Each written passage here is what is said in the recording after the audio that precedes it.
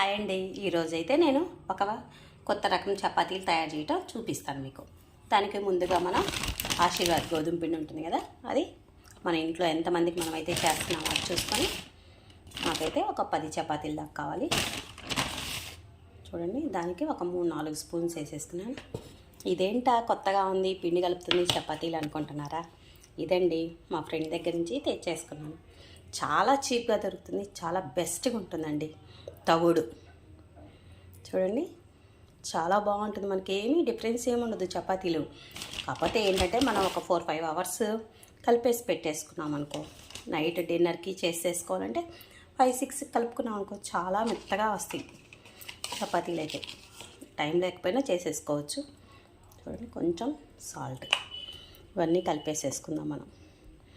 మనకు మంతెన సత్యనారాయణ చెప్తుంటారు కదా, ఎప్పుడు తవుడు తినండి అనేసి.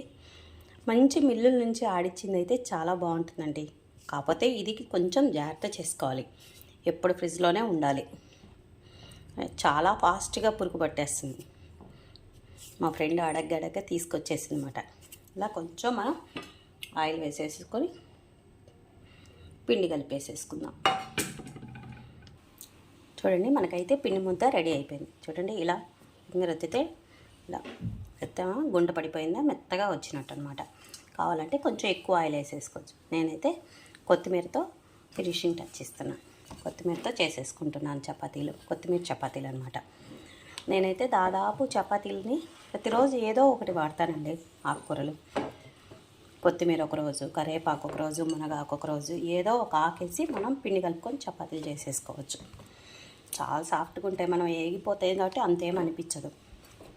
ఎవరైనా మాకు పిల్లలు ఆకుకూర వేస్తే చపాతీ తినరండి అనుకుంటారు.